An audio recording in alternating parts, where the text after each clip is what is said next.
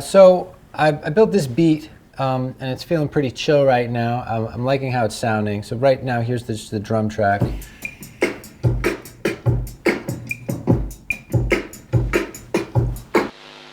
I think I need to pick up the pace a little bit, so I'm going to try to do a little bit of a busier part on the keys. I kind of want to do a double time kind of thing, like.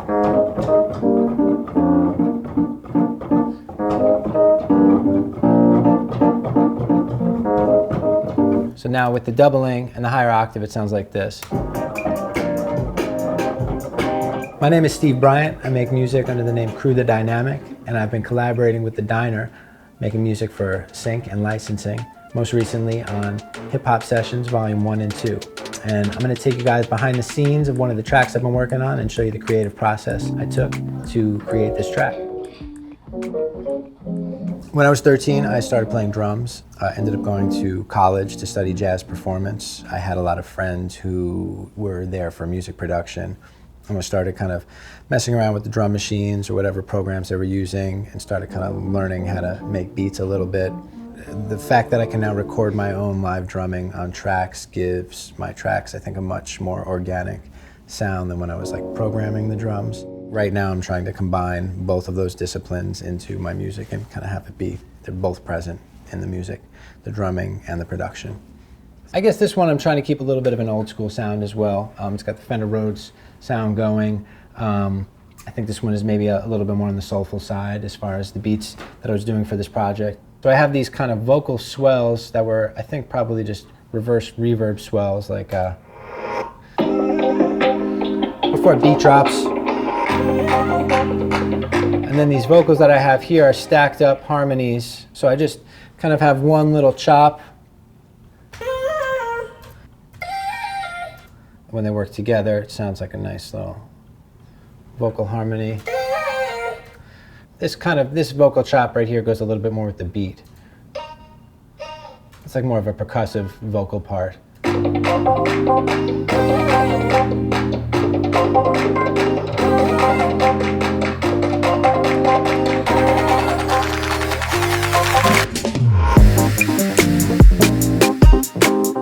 I try to add moments and sounds that I feel like are the kind of things that you might hear in an ad and kind of like sticks in your head. Sometimes you have this great song, but there's this one part that you always want to go back. You always want to rewind, just hear this 1-2-second part just because you love the way that happens. So I try to put a lot of it in there, so there might be a lot of things that people want to go back and listen to again. And then overall, I just think it's nice to kind of keep the arrangement moving. So that you are kind of getting the most bang for your buck out of the 2 or 3 minutes of track that you're submitting. The thing I like most about working with the Diner is it's given me the opportunity to really explore new genres and new styles of music and new techniques of making music that I hadn't necessarily really delved into before. Also with the Hip Hop Sessions, it also really helped me kind of see the kind of music that I was already making in a different light and learn how to take the music that I was already making and just kind of be able to just kind of flip it for sync and licensing, which has been a really great experience. And then one thing I like to do before I finalize the arrangement of the track is I like to listen through the entire, once I feel like I'm just about done, I like to listen through the entire track with each instrument in mind. I think this one is just about ready. It's got a pretty strong arrangement, and I like all the sounds and the parts that are present.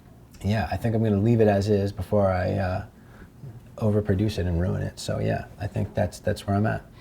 Should we listen to it one time through?